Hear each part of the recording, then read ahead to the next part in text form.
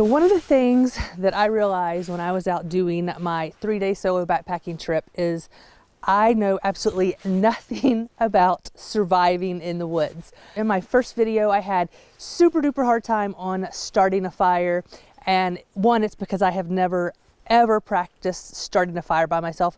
When we go camping, I have clay to do these things. And so it's something I have never tried to do myself. And so it was not a fail when I went on my backpacking trip, but I spent way too much time and way too much energy trying to start this teeny tiny little fire when I feel like I should not have had that much problem. So my goal going into the new year is I want to be doing a lot more backpacking, and I feel like I should learn some survival skills. So for some reason, if I had to survive out there, something happened and I had to survive on my own out in the woods, I would be able to do that. And so my first video here today is going to be about trying to start a fire with just a ferro rod. It is super wet here. We're in Idaho. It is the end of January. We had a ton of rain, a lot of snow, freezing temperatures, and then rain again. Everything is super wet and mushy. And so I'm gonna get a little bit of guidance from Clay here. He's gonna show me how to do this, and we're gonna try to make our very first fire with a ferro rod. All right, so the fire stool has 4 legs to stand up. Do you remember what they are? Fuel, air, a flame, ignition, and the 4th one is critical but often forgotten. Shelter, maybe something to keep the wind off. I don't know. It's arrangement. Oh, okay. So if you have just a hunk of firewood, you have air, and you have an ignition source, can you light that on fire? With just a chunk of wood? Yes. No. Now if you take that chunk of wood and split it into 1,000 pieces and arrange them so that the air can get inside, that's arrangement. Okay. Right? So that's what we have to do. So right now everything's wet. Yep. Yeah, everything, all the fine fuels, there's tons of grass around here. You could go pick up a bunch of grass and try to light that on fire, and you could eventually with a lighter or some other flame, but to get that going with a ferro rod is just not going to happen because it's wet. And so the challenge here is to find fine fuels that are dry. Okay. So if you were out here by yourself and had to get a fire going, what would you do? Well, the one thing when I did on my trip, I went and looked under the cedar trees to try to find the little pieces that were underneath the branches. That's a great place to find dry tinder. But the thing is, with high humidity, which we have right now, even if it doesn't get directly wet from rain or snow, the fine fuels suck up humidity. That's not a reliable source of dry tinder, especially to get something going with a ferro rod. So you're gonna have to be a little more creative. Find a dead tree and try to scrape the bark off and see if there's any, shave some wood off. All right, so we can break fuel down into several different categories. So you've got your fine fuels, your medium fuels, and your heavy fuels. Fine fuels are things like grass, very fine twigs, small shavings, things like that. Your medium fuels are things like the stuff the size of your fingers, and then of course heavy fuels are like split firewood or a log or something like that. So each one of these things, each one of these categories responds to environmental moisture differently. Fine fuels will change moisture content. They'll go from wet to dry in under an hour. If, let's say, we had sun come out and wind, your fine fuels like your grass are going to dry out super fast. They're also going to get wet super fast if you have a rain. Your medium fuels are kind of somewhere in between. Your heavy fuels change moisture content the slowest. And so if you have heavy fuels like a standing dead tree, and it's been dry for a month, you get like an inch of rain, the moisture content in that wood is not going to change. And so if you have a standing dead log, dead tree, and it's been dead for a long time, it's going to be dry in the middle unless you're in some sort of like rainforest, the temperate rainforest. And so by getting to the wood on the inside of that tree, then you can find wet, dry fuel, even if it's been wet for several weeks. Well, so on on my first night out there, that's how I started my fire, because there was like this big dead tree that looked like lightning had split down the middle. And so I went in there and pulled, like it was just crumbly. And so I was able to pull that stuff out, and that's what I kept putting down there to get my fire started with. It's like the only dry thing I could find. It was like inside that tree. Good. So what we're going to look for in these conditions is we're going to have to get to the inside wood of something that's fairly good size, so that we know that that's dry. Okay. So we're going to look around for either a dead limb or a dead standing snag or something like that. We could look underneath some of the boughs or the canopies on these fir trees and maybe find a dead branch. Okay.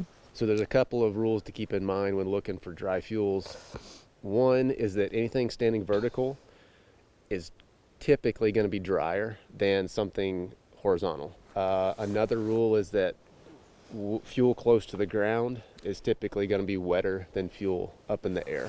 So we don't, worst case scenario, on the ground, laying horizontal. Okay. Right? Best case scenario, up in the air, vertical. So let's go take a look and see what we find. All right. It's cold out here. It's 40 degrees. It's cold out here. All right, so this is that fine fuel that I'm talking about. This pine straw, stuff like this. These are fine fuels, but you see how you can, like they're just soft, right? Yeah. You can twist them around. You can tell that they're wet. Yeah, they're not crunchy. Yes, if they're dry, they're going to be crunchy. We'll grab some of these twigs right here, and go grab one of those like dead-looking branches. Here's some back here. You see the stuff with the lichens growing on? Yep.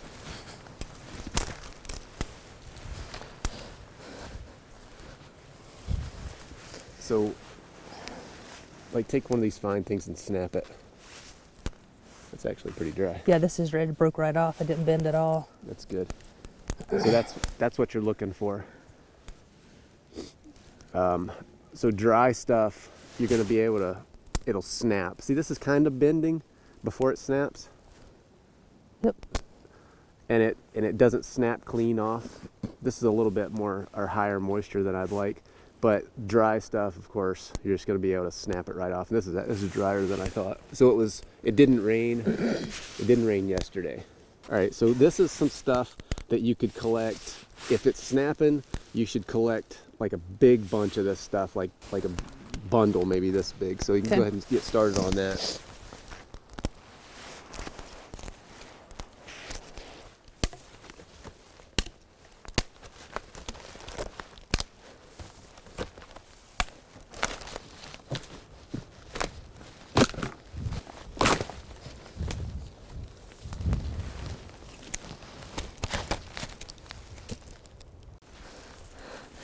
These did burn really well out there. I used a bunch of them. Well, these are dry, but the things are kind of bent. The stem is kind of bendy, though. Damn.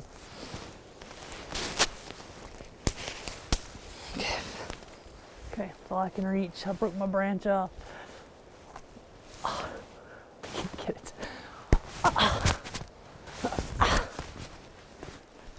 I need more dead branches.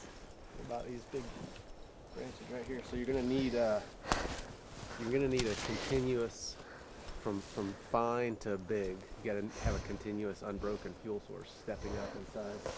Okay.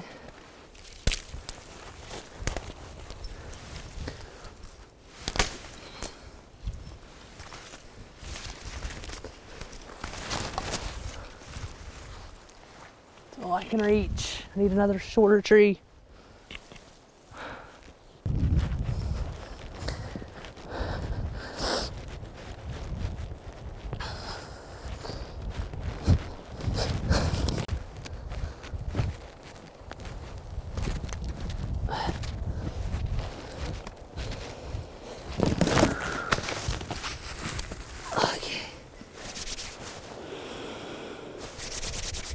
All right, so you take your saw, and these branches are pretty dry, so you need to split some kindling.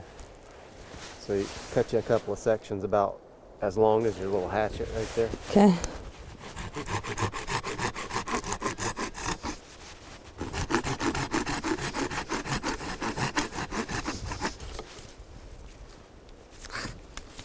Need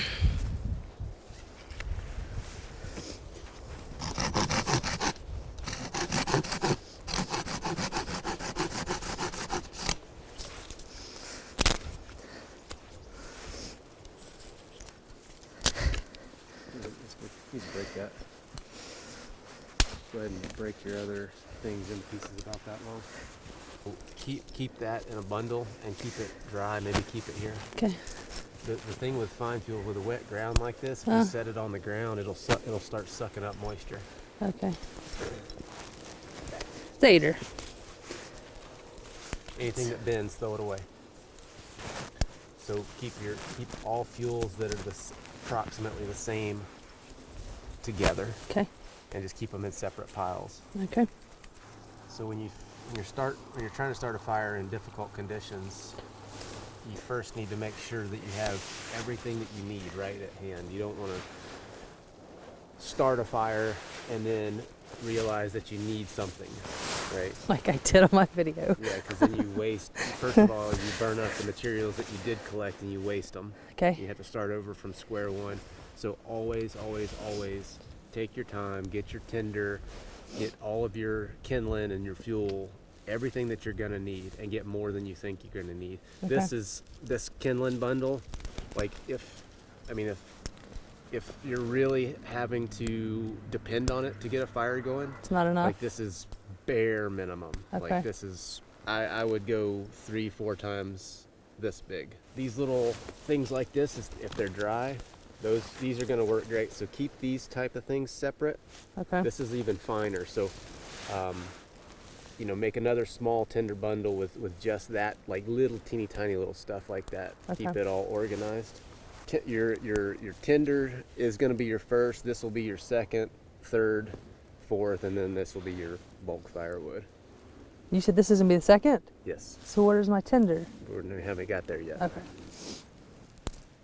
What about this? Does this moss stuff burn good? It can, but if there's high humidity, It soaks it up. I should get rid of that. put that to the side. Don't put it on the ground. Put it up on the stump. I'll show you something of that. Okay. What about this? What is this considered? That is.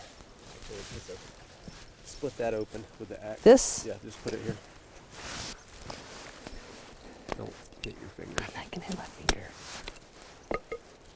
Okay. So what you have in your hand is one of the best fire starters on the planet. Is this fat wood? Yeah. So you're gonna light this on fire, but you're not gonna use that to start your fire because it's too easy. This whole stump is made out of fat I wood. see it. That's what I was looking at. I was like, why can't I just grab some of this? Yeah. So take your knife and just give me a piece of that. You can take your knife and just scrape fine little shavings. Uh-huh. Like, and that stuff will just light up like a candle. But I can't use it today. Yeah, I'm gonna let you light this little Oh. bit on fire with the ferro rod just so you can see how easy it is. Okay. Like, that stuff's like it's soaked in diesel fuel. Sometimes with loose tinders like that, it's better to put your striker on there and pull the rod against it. Okay. Because if you do like this, a lot of times you can hit the tinder and just scatter it all over the place. Okay. Yeah. But you go this way. Yes. Okay. So like a trick here. First of all, don't you just practice getting some sparks? Like put it right here, or just use this to shoot sparks off of that. There you go. Okay. All right. So now try it the other way.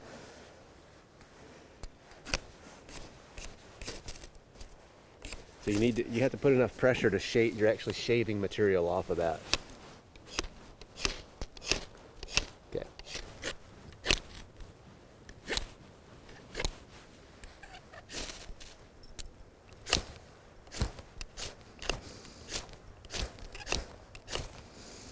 Made fire. And so if you have this, Mm-hmm. it's great. If you don't have it, you're not going to be able to use it, Okay. obviously. So you're going to have to find something else. So we're going to take these are dry. Even though that they were laying like this, they were up in the air. They're underneath the conifer canopy, and so they're pretty dry. And so we're gonna open one of these up and get to the inside wood. So you're gonna lay your little hatchet on there and then hold it so that the blade is sitting on it like that. Make sure it's in the middle so it doesn't glance off. Okay. And then you can twist it and open up the inside. Okay. And then we'll do it one more time.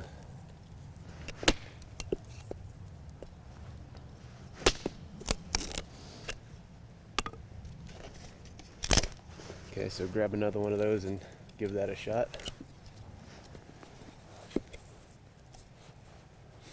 And make sure that you hit, like if you hit here, like there you go. So make sure you hit on the Like actual, this? Yep. Ow. Tell me I was going to smash my finger. Well, that's a good lesson for you. There you go. All right. So you got your Leatherman? Yep. All right, pull the blade out. Okay, so find a clean piece of that wood without knots in it. So something like this right in here would be good. All right. Okay, so we're gonna make curls, little fine little curls off of this thing. And so it's easier for me if I stick the knife in the log and then pull the wood against the log. So like just... Yep. And make sure it's in there good. Okay. Now you could hold the knife, and I'll show you on this other piece here. You're gonna have to just watch the edge of the blade, and you're gonna create little tiny little ones like that? Yep. Okay. And try to keep them all together so that they're not falling all over the place. Like yours is? Yeah. I'll get a pile here eventually.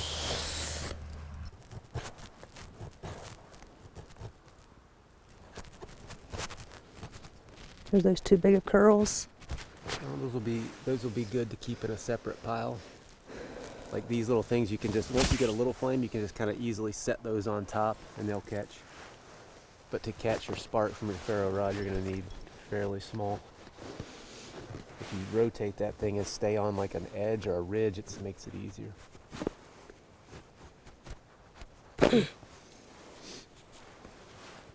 How much of this do you have to have? A lot. So the other thing that you can do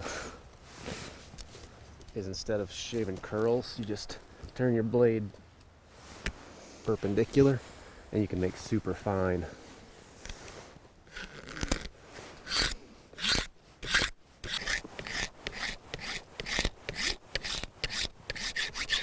There you go. And make you a big pile of those things.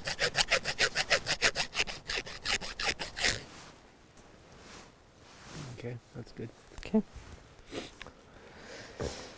Now Right. what? So you need something to keep this stuff off of the damp ground. So these curls right now are really good. All this stuff is really good, but it's all like crenulated and fluffy. Yeah. Fluffy is good. You don't want to when you grab these, you don't want to smash them together because then you lose your arrangement, right? Okay. So take your bark and just kind of get that stuff on your bark so that you don't smash it. And set that down over here so you can keep the fire going. Okay. So it's helpful if you arrange. You get this. That's your first stuff, and then I'll take your little pine needles, put right here, so you can get hold to them easy, and then that stuff you can grab easy enough. What I would do is take two of those pieces and just set them right here so that you can, when you get this going, you can put one of these on each side. Just keep them out of the way for now so you don't have to contend with them. But if you do like that, once you put this stuff on there and then get that going, then you can take your other stuff and just kind of lay it across so that it doesn't sit and smash your fire. So I just take like the whole bundle and put on top, or you got to do like little sticks at a time? This stuff you'll take just little pieces and put on here. Okay. I mean, it depends on how good this burns. Okay. But that stuff, you could probably just take the whole bundle, just as long as you're not smashing it. Okay. So with that, you can like put your fist on the ground so that it's solid, and then come across so that you don't bump that out of the way.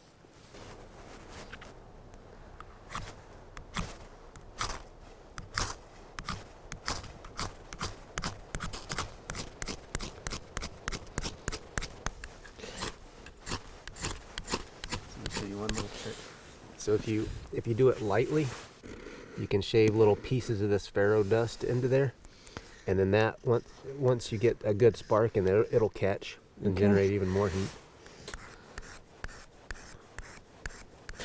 Just try not to knock your tinder. You can also put this here, generate a lot more heat going that way. Okay. But you're just gonna have to, when you're doing that, you gotta be careful to not knock your tinder. Oh, no. Start over. Wait, no, I did that. Oh, shit.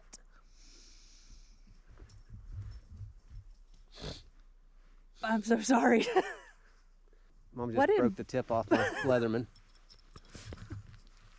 Oh, Cedar shit, just messed it up. Because I was doing it wrong. I was going to turn it around. Yeah, and you twisted it right off. Oh, oh well. Does it have like a lifetime warranty? It looks like everybody else's. Oh. So this ground is dry because I had a fire here recently, but if it was not dry, that would have just got wet. Don't pick your stuff up off the ground.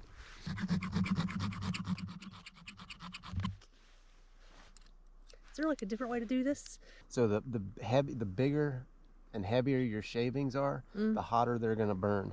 So put some pressure. Don't push it back this way. Pressure.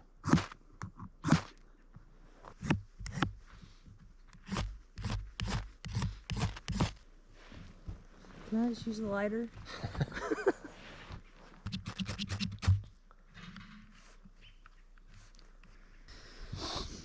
You make this look so easy, and it's hard. These are not easy conditions. Good thing we're not worried about hypothermia right now. And so here I'm just taking that moss that I found and scraping some dried sap into it so it'll catch on fire easier.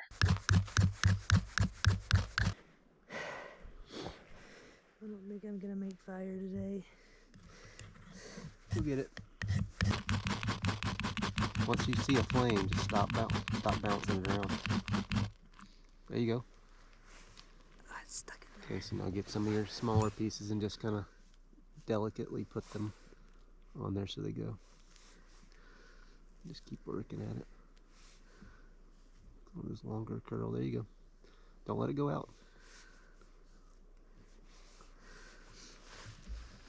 Once you start getting a bigger flame, you can start just kind of dumping stuff on there.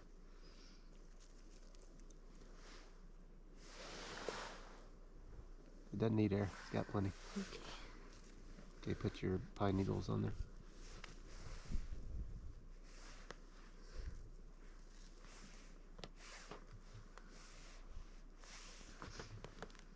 Now put your sticks on either side. And lay your other bundle across. Just like lay it on? Yep.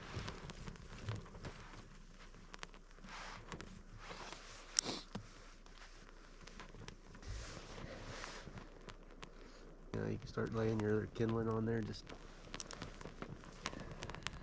start working at a pyramid or a TP type fashion.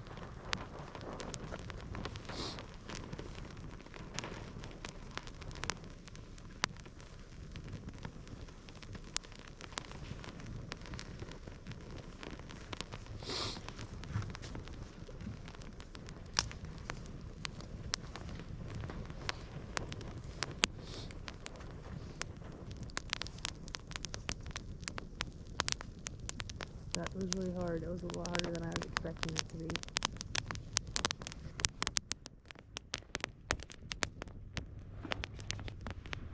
I really needed to fire. I was freezing to death before I got a fire going. you get the technique for the ferro rod down, like the thing is with your when you don't have perfect tenders, when your tender is a little bit damp, you can generate a lot of heat with that thing if you're shaving big shavings off, and that heat will dry out those fine fuels.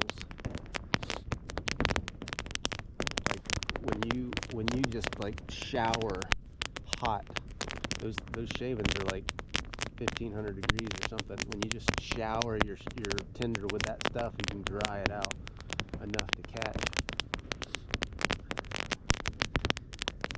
And the thing with your tinder bundle, you saw how when you got that little bit of moss going, it was pretty tenuous.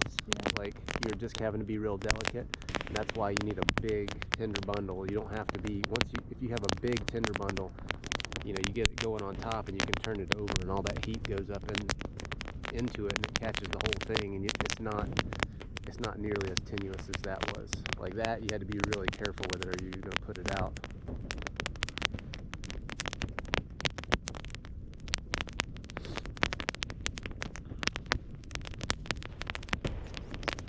Oh, come on, we got a fire. What you doing? Cookie bug.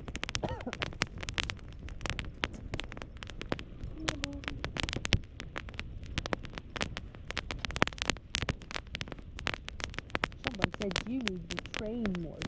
Oh, people talk so bad about me. I know. It's unheard of not to share your bed and sleeping bag with the dog. Yeah. He would feel abused. He would. He did get to be on the bed and in the sleeping bag. They considered you untrained because you got in the bed. Oh, they must treat their dogs as dogs. Yeah. They must be the best dogs.